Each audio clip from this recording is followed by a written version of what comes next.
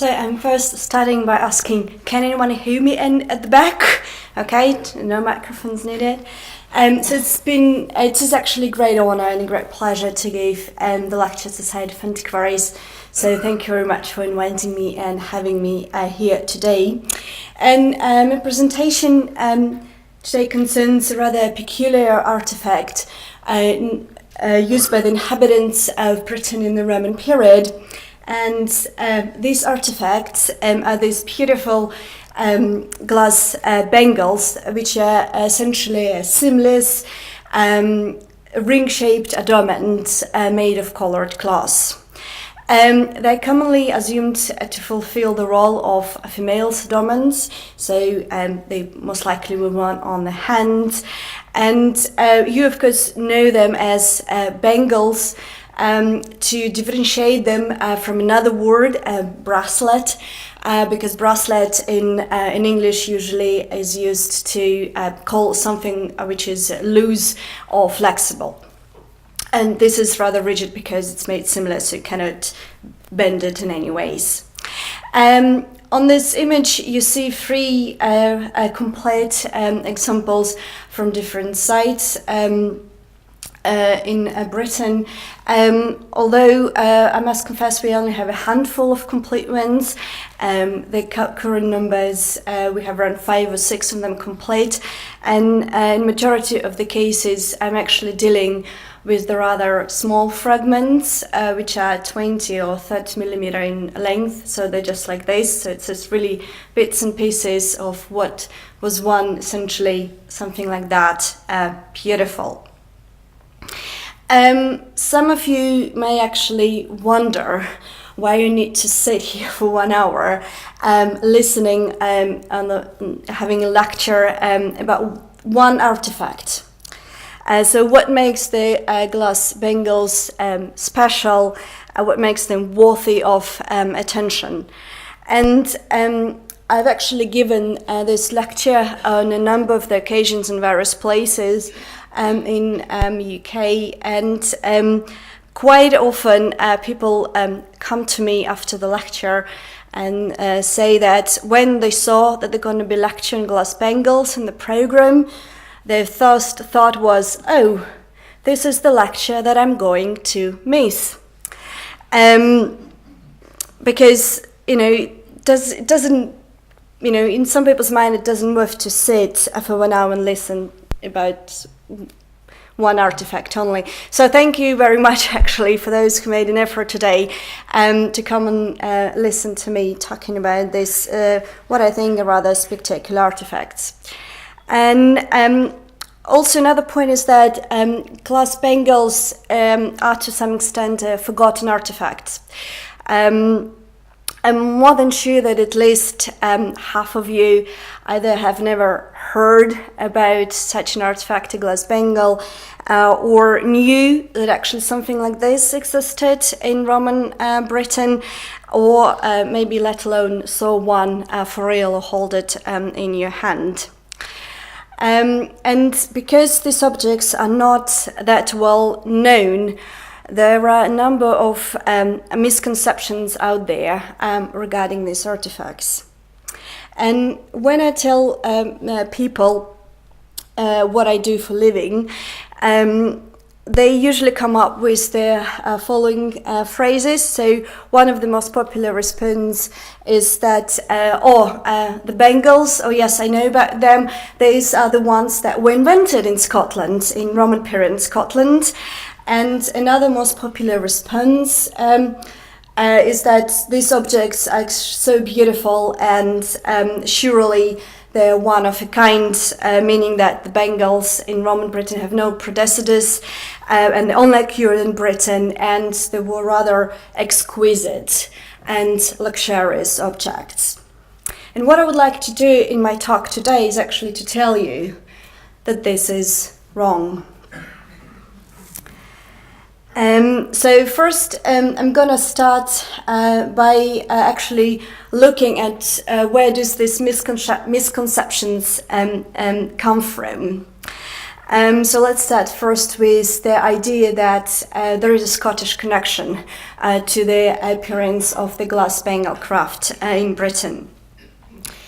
The first actually to raise the significance of bangles and suggest their origin in Scotland was a person whom you may be familiar with through his work, Howard Kilbride-Jones, who in 1938 brought together as many as possibly, if not all, of the known specimens of glass armlets found in Britain.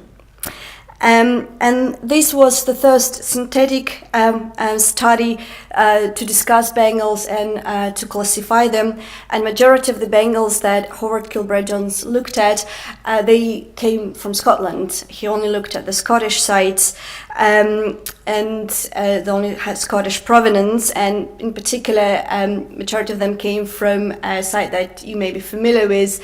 It's the site of Traprain-Law. And this prompted Kilbride-Jones to suggest that Traprain may have been a manufacturing centre, and to some extent, because he didn't find any further parallels of bangles in Britain, he kind of suggested that they may have come out of nowhere in Iron Age Scotland, and they have no predecessors, so they're quite unique. What Kilbride-Jones also did, he also introduced the topology of bangles, and this is the topology that we still use today. Kilbride-Jones divided bangles into three types, and quite a lot of people ask me whether in my research I want to change this topology, and I always say no, because this is quite easy to follow topology, because what he did, he essentially divided them into three types based on differences in the object's design. So type 1, this is quite a composite type. It is made out of three different glasses. So it has the core of, sometimes it's opaque white core or milky, opaque, whitish, bluish glass. And onto that core, obliquely laid bends, and mostly in two different colors, in opaque yellow and opaque red, and these bends are laid in this oblique fashion. This type is quite heavy. Actually, when you hold it in your hand, you feel the weight of even a small fragment. So imagine if these were ever complete, how heavy the bangle may have been. Type 2 and type 3, they're actually quite light types. They're rather small as well when you look at them and hold them. And they have the cross-section is either triangular cross-section or D-shape cross-section. And the main difference between type 2 and type 3, as you already can see by yourself, is that the type 2 is decorated with the chords. The type 2 ones are mostly made from translucent blue-green glass and decorated with applied quartz, which are made or out of rods in cobalt blue and opaque white, and then these rods are joined together and then they're twisted. And some of them are twisted in clockwise manner, some of them in the anti-clockwise manner. And this is done in order to create this peculiar design, which sometimes is called a herringbone pattern. So this, for instance, type consists out of 5 chords, and on the apex you have these 3 chords, and they create this herringbone pattern. And type 3, as you see, you have no chords as a decoration. It's either monochrome, so opaque white and opaque yellow, and onto that ground color decoration in form of lines is applied. So sometimes just simple lines, sometimes just swirls or curvilinear motifs, and sometimes they apply this decoration that is called pot hook. So it just simply resembles a pot hook. What also Kilbride-Jones did is So this is also just to show you these types, how they look in real life, because I'm more than sure that some of you have never seen them in the living. So what also Kilbride-Jones did, he also suggested the chronological development of these types, and to some extent this chronology still stands up today, so not a lot of people actually tried to revise this chronology. So he suggested that it's all started with the type 1, which is the pre-Roman Iron Age, and majority of these fragments they occur in Scotland. So he suggested from Scotland the Bangles moved to other areas in northern Britain, so southern Scotland, borders region, and then down into the Northumberland, Yorkshire and England. This is the second type, which mostly dates to late 3rd century AD, and then moving from something like that even to more simplistic, monochrome bangles, simple decorations, easy to make, and so he suggested that type 3 must have been Hadrianic or 2nd century AD. Minor amendments to these have been made by Robert Stevenson, who is in his 2 articles in 50s and 70s added more specimens that has been found since 1938 when Kilbride-Jones published his article. And in his 2 publications, he already clearly stated that bangles are not confined to Scottish area, so to that of the northern Britain. They are also widespread down to the south. This was further confirmed by a lovely lady, Jennifer Price, and she was actually, her research was the first founding stone in breaking down this idea that the Bangles originated in Scotland. Her research, so she started first with looking at the distribution of these artifacts in East Yorkshire. So she published in 1988 glass bangles from East Yorkshire collection, where she also brought to the attention the flows in Kilbride-Jones topology, where she divided actually type 2 into 7 subtypes based on the number of chords and the patterns that they create. And actually when Jennifer hears someone mentioning her division or discusses her division in much detail, she always tells that she's very ashamed of introducing subdivisions to the typology. Although I think what she did was quite ingenious, because actually if publishing artifacts from various sites, you don't have enough place to put all the images, and you want to put the most fascinating ones, and you want to just mention glass bangles in a small tiny bits pieces, so you don't publish the image of a glass bangle. But if you use this topology, it actually already tells to the reader how does the glass bangle looks like. So it clearly tells how many chords there are, what kind of patterns that they create. So this is why I'm not changing very much the topology. That's why I don't want her to mess with this system, because it's rather easy. You just say glass bangle type 3F, and I know exactly what kind of color combination the bangle has. What Jennifer also saw is when she was invited to publish the glass bangles from Usk in Wales, and when she published the report in 1995, what she saw is actually that glass bangles are also quite prominent in the south.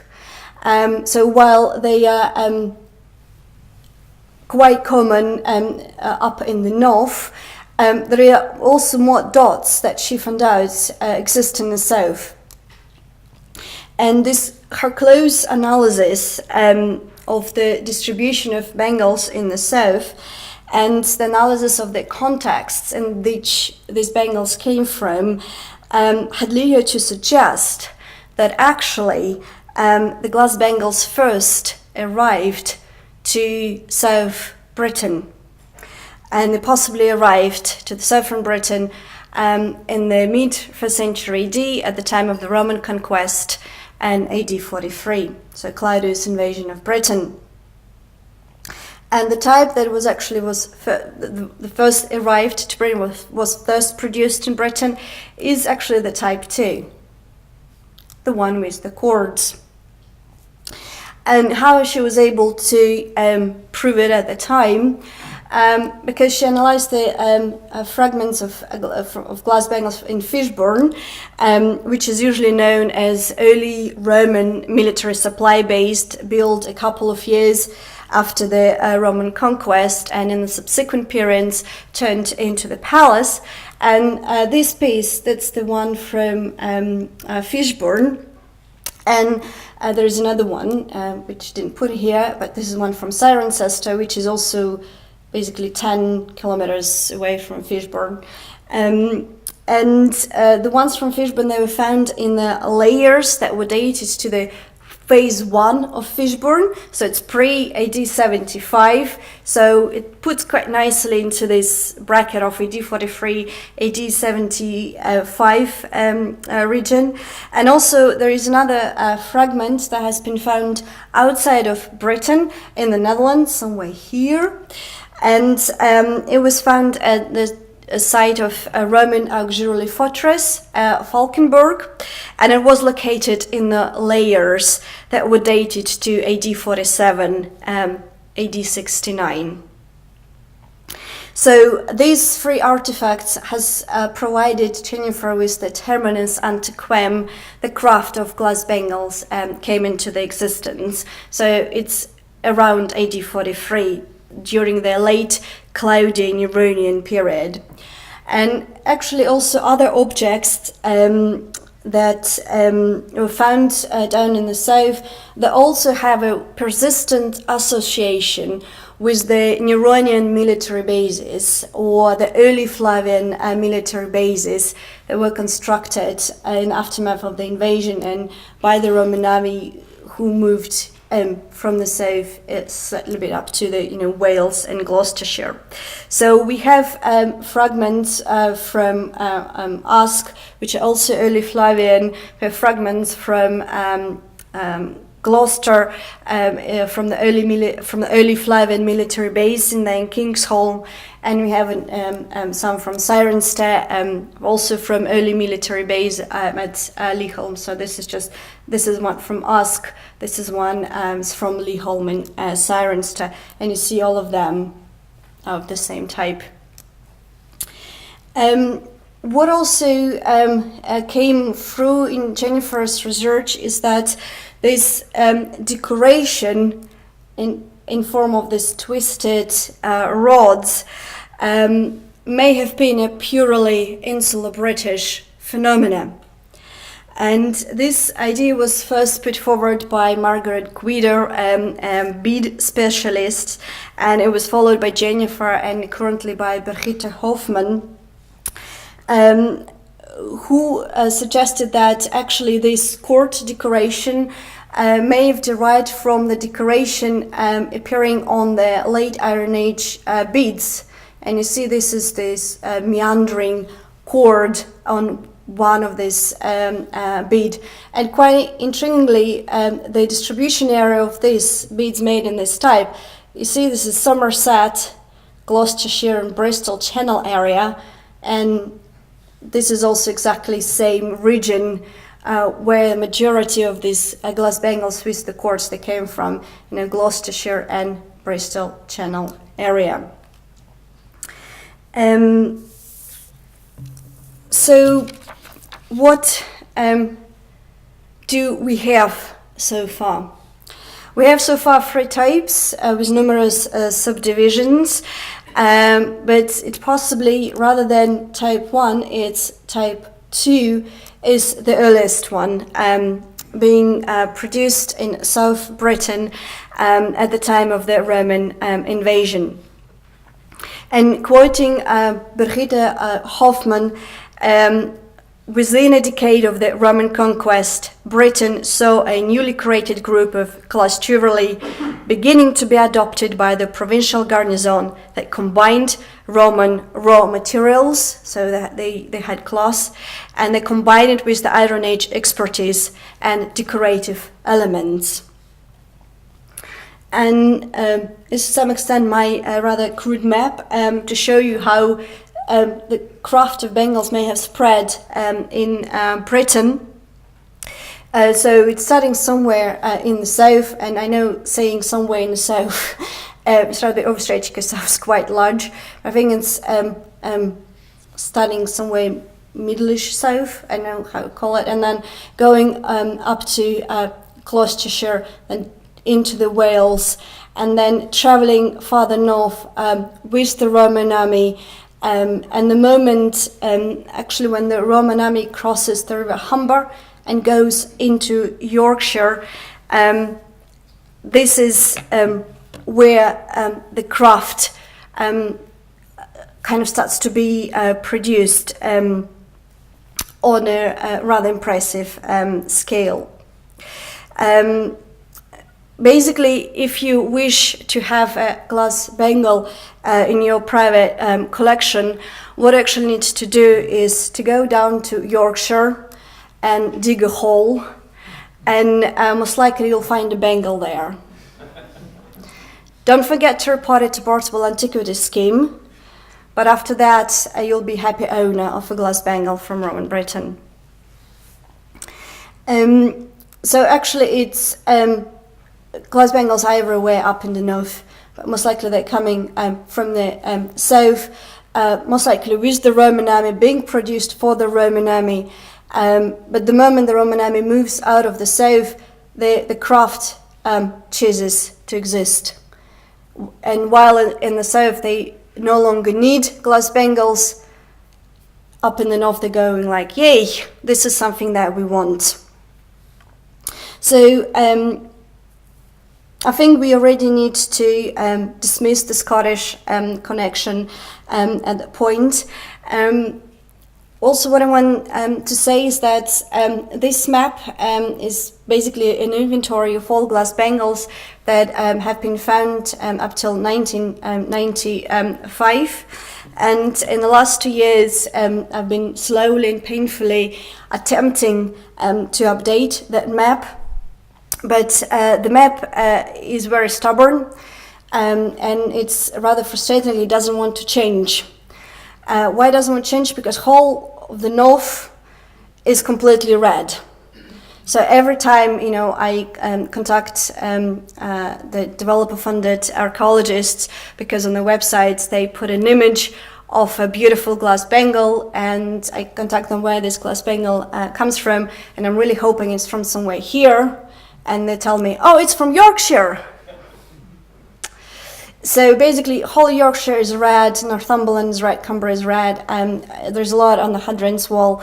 You dig any Roman fort on Hadrian's Wall or on the Stangate frontier, you'll find a piece of glass bangle there as well. And then it's southeast of Scotland, Borders region and East Lothian, glass bangles are everywhere. And in the past 2 years, I travelled quite extensively in the south, annoyed a lot of curators working in the south, asking them whether or not they have glass bangles in their collection. And I really wanted to visit Devon and Cornwall, because I thought maybe there is any glass bangles that I found there. So I mailed to every tiny bit of museum existing in here, and they all came back to me with the replies: thank you for inquiry. Unfortunately, we do not have glass bangles in our collection.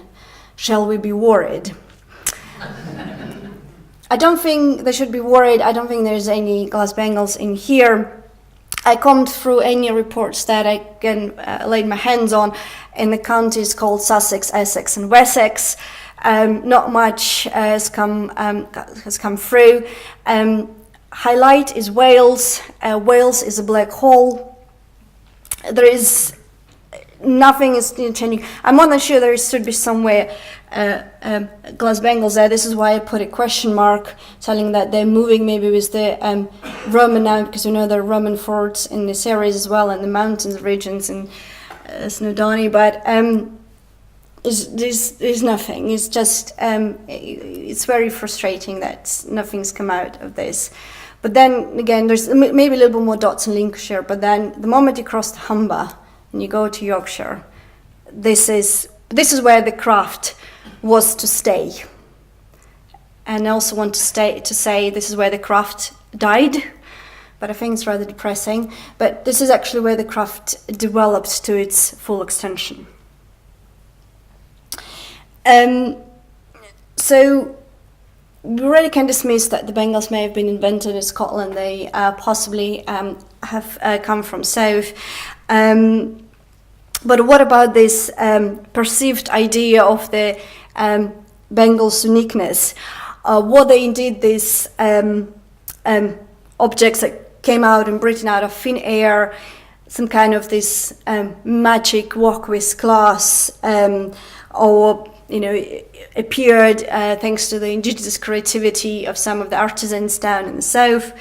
And here again, I have to disappoint, because it is often forgotten that Romano-British glass bangles were not the only bangles out there.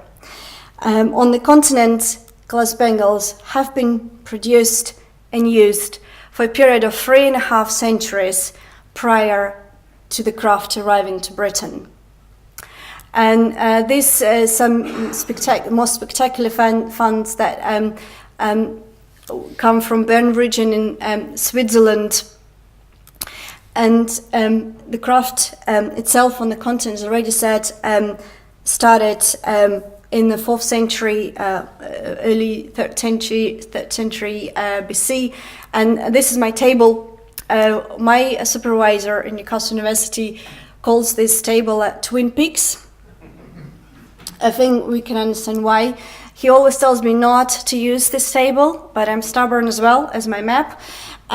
So I think it's rather great. It's also, I think it's rather precise to what I want to say, because it shows how the craft starts on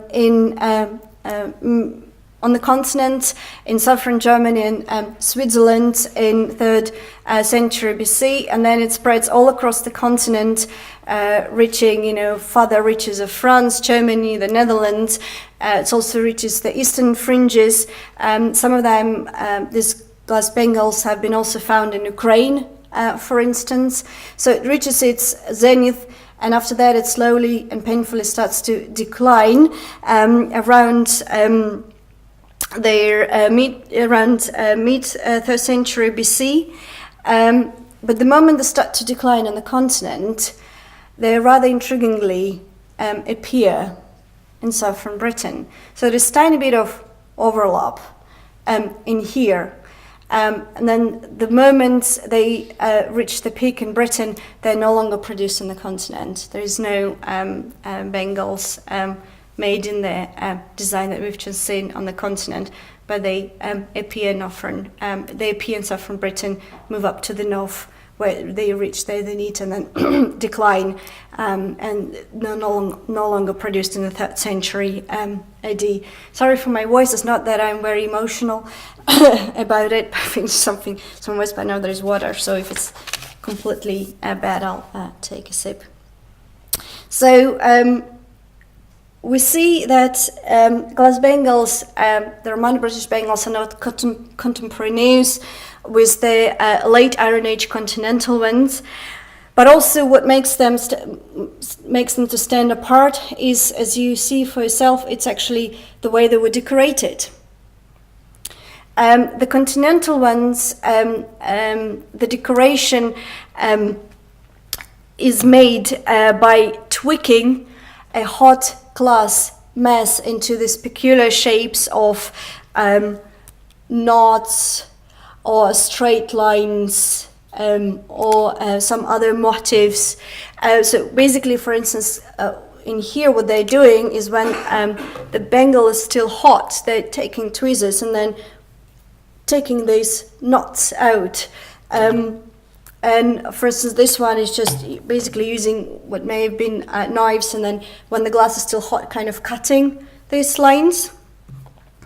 But as you see, the Romano-British ones, they have never been twisted or manipulated in any of that manner. The only decoration that they use is the application of glass, either as pot hooks or as cords. The only application that we have on the continental late Iron Age ones is this zigzag pattern in opaque yellow and opaque white. So they're not contemporaneous, they look different. So what connects them? Or is there any connection between them? And I think there is. And the connection actually is the production technology. My colleague on the continent, doctor, I'm very happy that she's a doctor right now, Joëlle Roland, she worked with experienced glass artisans in trying to reproduce the technology, or trying to understand how the seamless glass bangles on the continent were made. And the best that they came up with is this manufacturing of glass bangle with the help of 2 iron rods. So the first craftsperson is using an iron rod and applies the glass, and by constant heating and reheating of the bangle in a wood-fired furnace, bangle enlarges itself, and then the craftsperson puts the second rod into the opening, and with this he enlarges the bangle into this round ring-shaped adornment. I know this all sounds gibberish, and I mean you're thinking like, yes, right, thank you very much for that. But what I wanted to do right now is actually to show you 2 movies in order to show how this is done for real. And the first movie I'm going to show you has been filmed by Joëlle Roland with her glass artisans. And I will narrate a little bit during the clip. But before that, what I want to say is that they were actually quite fortunate enough to use a piece of ancient glass to shoot this movie. So they're using an ancient glass from the 3rd century AD. Shipwreck, which is near islands of Sanguinaris, which is the group of islands of the coast of Corsica in Mediterranean. And the bangles were produced in a wood-fired furnace in order to simulate more or less similar conditions of production of ancient glass bangles. I know Fraser is up there, so I don't think if he allows me to use any pieces of ancient glass to do that, because the movie is quite fascinating. So this is this 3rd century glass goes, yee! So you see the chunks of glass are put into the crucible, which is positioned inside the furnace, where the glass melts under the temperature of 800 degrees. And then this melted glass is winded around of iron rod and forms by constant rotation and manipulation of various tools into a rounded object, which resembles a bead. So basically, bangles start their life first as a bead.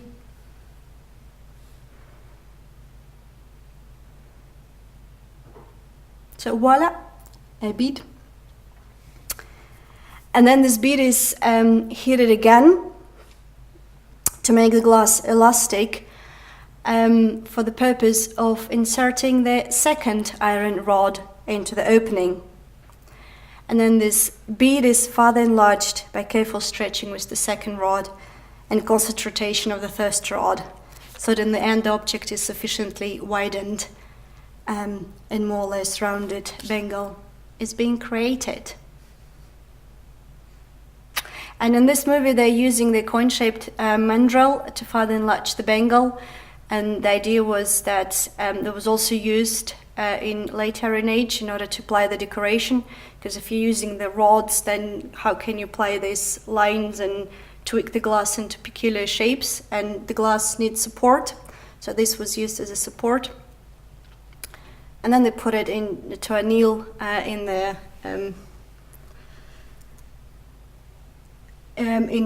bucket filled with sand and ash. Okay. They've actually been doing it for quite substantial amount of time, I think 6 or maybe 8 years. And because they're so skilled right now, they can actually produce beautiful bangles even without the help of mandrel, the coin-shaped mandrel. They're already so skilled that they can apply the decoration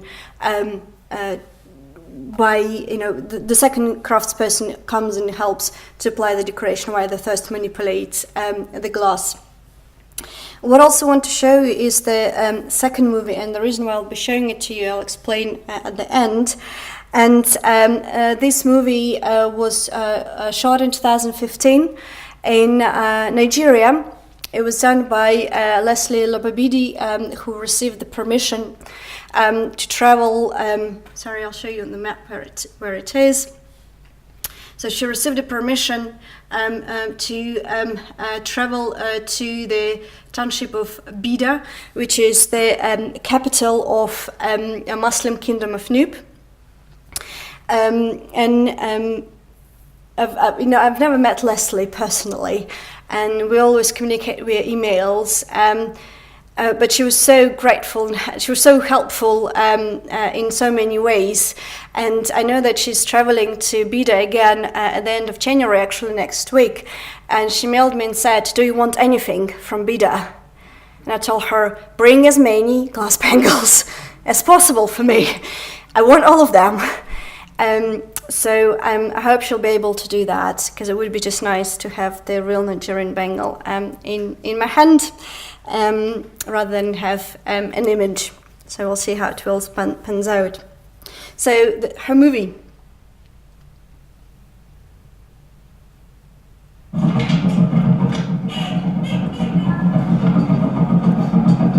So pay attention to that guy and to his hands. She'll zoom in a second, but so here you go.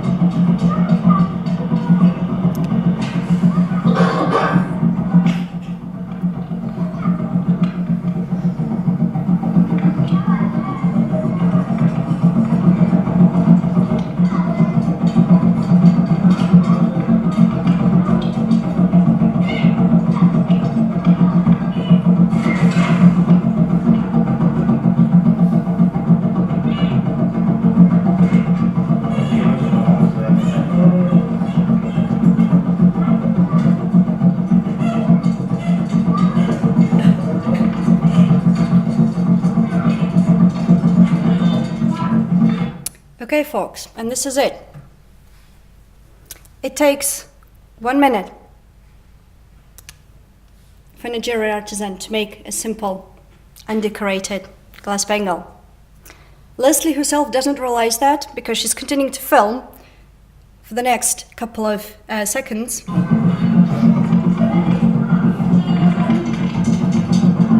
She's searching, where's the bangle?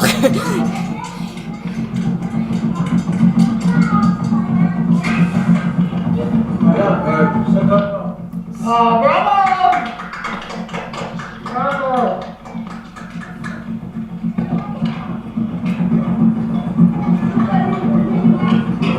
done. All right. Someone wants to discuss them being luxury items? When it takes 1 minute to produce something undecorated and very simple. I think we're actually talking about industrial scale production of glass bangles in Roman Britain. I think you're all asking, wonderful movie, excellent, we all agree that this is the way they may have been produced, or were they? And this is why I want to show you and discuss a little bit. And what time it is? Oh, we're still a lot of time. So why I actually want to try to convince you today is why they were produced in this manner.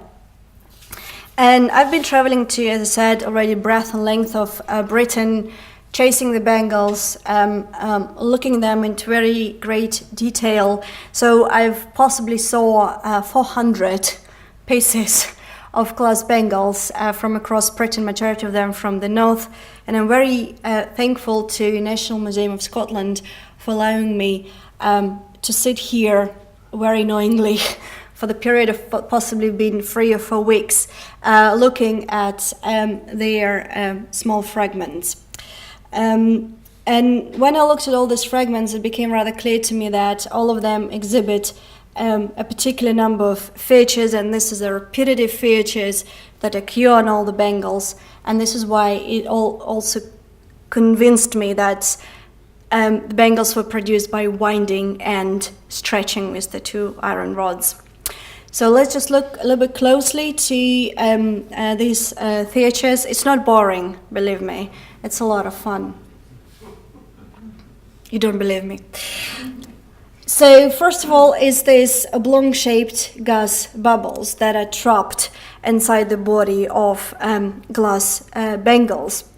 And these bubbles, because of their oblong shape, they already suggest that something was happening with the Bangle, and what was happening is that when they were trapped inside, first the air, the air was trapped inside, these bubbles were round. But when you start stretching a liquid glass, and you constantly spin it, these bubbles, they start to elongate itself. So they start to follow the directionality of this movement of a hot glass. And I think on this fragment, it's to some extent shows how does it work. So it shows the directionality. So possibly this fragment was spun from left to right. So it shows the movement. What is also quite romantic to think about these gas bubbles is that this air has been trapped inside the Bangles for around 2,000 years. So it's very beautiful just to see them and to find them, and I always get very excited when I see bubbles. There are other things to get excited on, but I do love a good bubble, they're oblong-shaped. Another very beautiful feature is this so-called internal papery folds. I think this is my favorite fragment from Corbridge in England because it shows clearly these incrustations in the cross-section. So basically these folds most likely arrived when the glass was put into the iron rod, so it was putting a layer after layer, and because the temperature in the furnace is around 600 to 800 Celsius, they're not fused very good. Because if you put a Bangle into a modern furnace of 1,200 degrees Celsius, these things, they disappear. It smooths them out. But because the temperature is so low, we're still able to see these tiny bits of past. And this tells already how this layering occurred. And I think that in some of the fragments you also can see the directionality of this, again, spinning movement. So you see in these ones they kind of go to one side. Another feature which is also quite predominant on a lot of Bangles is if you look at the cross-section of some of the Bangles, you see that there is oh, it doesn't work, batteries run out. I've been using it too often, and I mean, can I do this? Yeah. So so you see the cross-section, they're not equal on the sides, and I think this is really an extreme example of this from Dubsteds in Northumberland. So one is rather thin and another side is rather thick. So if you think of a glass being on the rod and it's liquid and you're spinning it around, so it kind of moves from one side to another, trying to stabilize itself. But then the bangle is put into the annealing bucket. It's put on one side, yes, to anneal. And I think in this case, you see this flat end, flat edge. So it kind of shows that, bangle being moved and then rather quickly put into the annealing bucket, and the kind of glass stuck to one side. And this is what created this flat edge. Another fun thing to observe is the flakes of iron which is fused to the surface.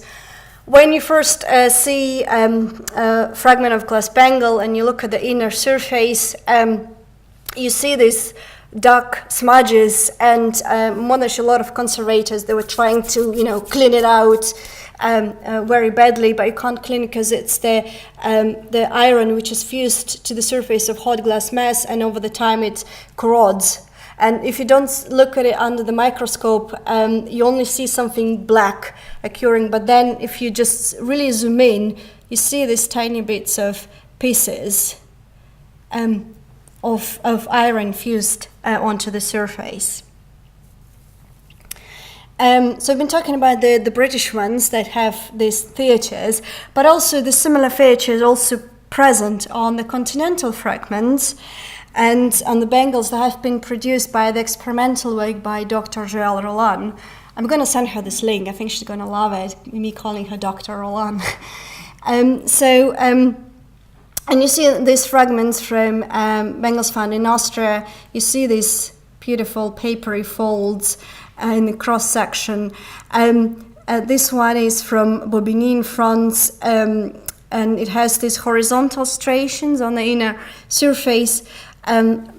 Because glass it contains of metal elements, so over the time glass also corrodes, and all these imperfections, the older the bangle, the better imperfections can be seen, so the bangles age rather beautifully.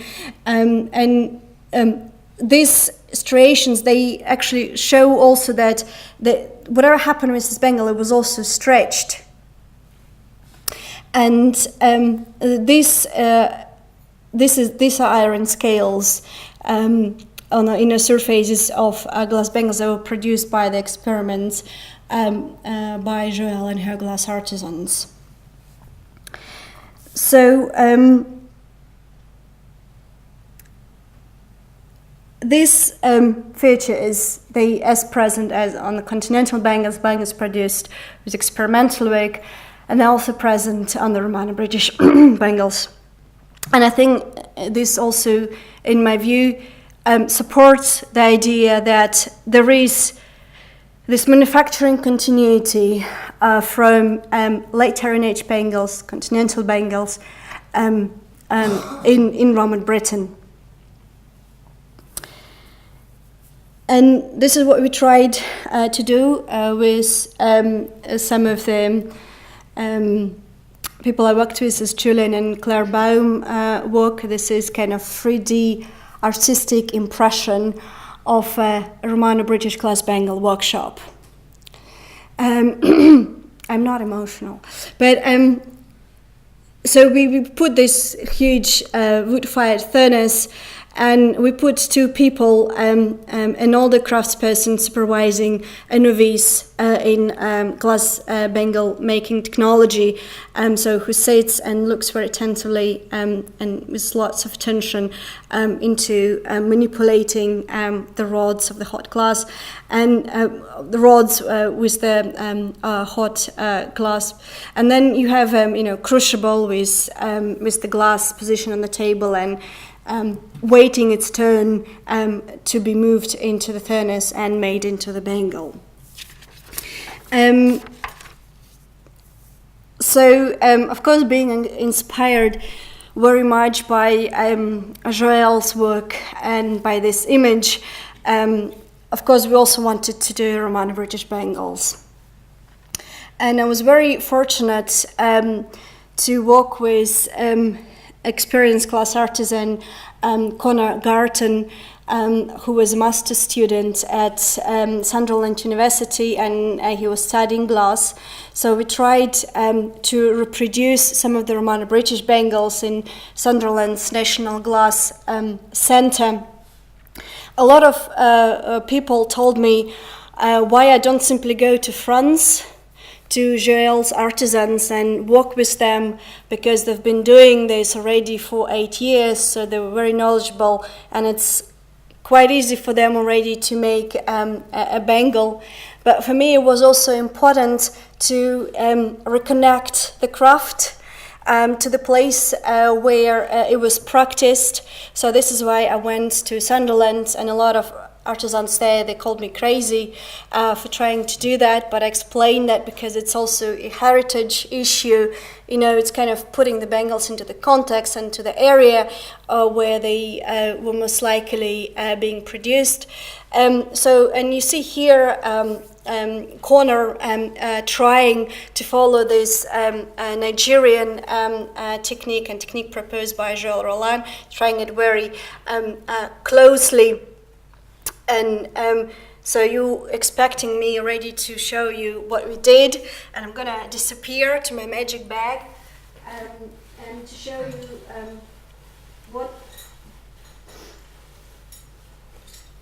you what came out of this experiment. These pieces, and that, and this. I can pass this around. I don't know.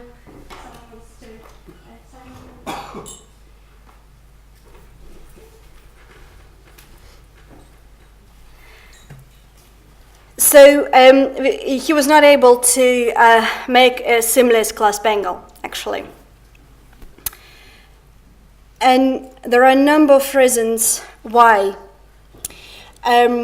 First of all is, while we've seen that it takes 1 minute for a skilled Nigerian artisan to turn a bangle, the whole process possibly requires quite an extensive learning curve. It also requires excellent hand-eye coordination and a lot of training and a lot of practice. And with the modern glass artisans, the thing is that they're all trained in particular techniques which they can use in the future. And we discussed with Corner whether this was the technique that he wanted to learn. And I respected his decision of not learning the technique. I did respect it because, I understand that it allows a lot of time and it's a lot of pressure. And, what was it in for him? He also wanted to move on to do something else with glass. For him, it was just fun to cooperate on the project like that. So there is an issue of learning and practice. So if anyone in the audience, or if you know anyone who would like to learn the process, feel free to get in touch with me. I'll be very happy to cooperate, show all the movies that I have, and explain the technique in detail. Another issue that we encountered is the issue of modern glass, or actually the glass that was available in Sunderland National Glass Centre, because there is an issue of viscosity, because the glass that was available was too soft, simply, and it cools down slower, so the glass misbehaved. And you saw here, so while he was able to do something like that, he was not able to allow it to hold very closely, so all of them fell from the rod. Although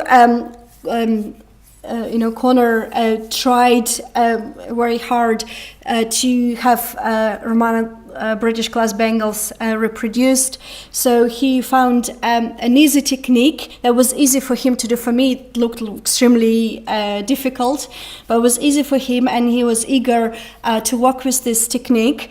And this technique is called hole punching. Basically what you have is that you have glass, a solid circle of glass, and then you heat the glass in furnace constantly, so you're moving in and out, but then you are punching a hole with the tweezers. So this is the beginning, and this is to some extent the end, and this is how he was able to recreate them seamless. I'm going to go again to my magic bag. And I have some of them brought today, so for you to see, to touch, have an experience. Later. I didn't count them, but I trust you that all of them will be returned. Fraser, all of them will be returned. Bangles, what bangles? Don't try. Okay. There are also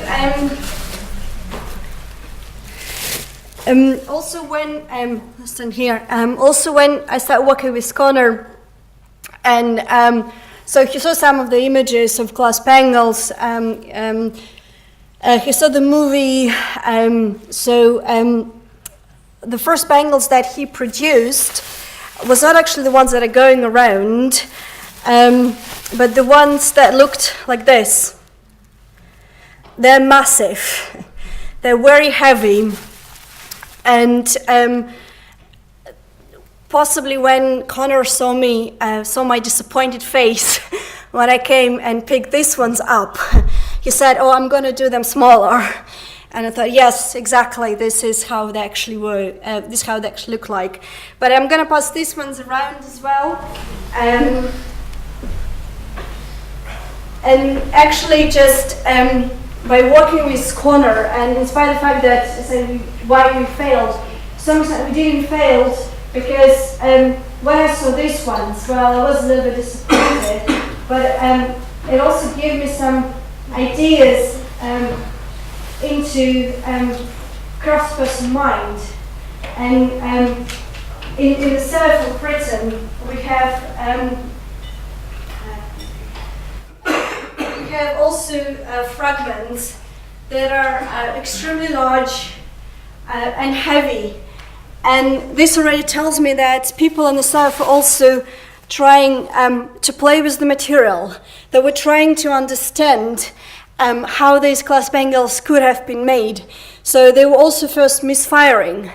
They were also producing something large and unusable that was heavy. You could not put it on your hand. But possibly there was a demand, there was a lot of pressure. So they were starting to refining the technique, they were starting to understand how these things may have been made. I think I'm going to skip a number of sites, because it's so basically what you need to take out of this lecture. There are 2 points. First is that Romano glass bangles are neither Scottish, nor they are unique. If they have predecessors, they most likely come from the south of Britain, and have been produced with winding and stretching technique. There are, of course, other things that I can talk about, and my train tomorrow to Aberdeen is at 9 a.m. I have the whole night to entertain you. But this is just some things that I can also talk about. For instance, where were manufacturing centres? Kilbride-Jones and Robert Stevenson kind of thought that Straprainlow may have been a manufacturing centre because around 300 fragments have been found on the site. In northern England, people suggested Corbridge because it has 40 fragments, but the size of the site is not indicative that it was a manufacturing centre. For instance, in Vindolanda, every year they excavate 2 or 3 Bangles for me. The last season was quite productive because they hit hadrianic levels, so they had 5 Bangles. And Vindolanda has right now 74 fragments, but of course does not make Vindolanda production center. So are we talking about multiple production centers spread across northern Britain, or are we talking about itinerant craftspeople moving from one site to another and using furnaces that were available on the site? When Bangles came to Britain, so they came in the south, so what was the point when they jumped from the channel, across the channel, so from the continent to southern Britain? Did they jump with the invasion army, or did they actually jump with the traders and craftspeople in pre-43 AD? Because we know of the intensification of the contacts with Gaul and Northwest Europe in this period. It could have come around that time as well, so late Iron Age, immediately pre-conquest period, southern Britain. I said that we are talking about the industrial scale of production of glass bangles, but actually which ones were indeed produced on this industrial scale and which ones may have been luxury items and made to order, because some of the bangles, especially the ones with the pothook decorations, this pothook sometimes is laid with the mathematical precision. These pothooks are of the same length in the millimeter, and then they're really laid, like there's 4 of them on the outer surface, and they're all put into the nice little sections which are of the same length. So we're talking about highly skilled artisans, and the question is, can we attempt to understand the variations in the costs, which sometimes also depended on the availability of the glass? So farther north you go, maybe the glass was not available, so they cost more than down in Yorkshire, for instance. And what about the artisan skills? Were they also highly skilled people who can produce impressive objects? Another issue that we can discuss is the matter of size. We know that the variety of sizes were available, while the majority of glass bangles are around 60 to 65 millimeter in the internal diameter, so they can easily be put on your hands.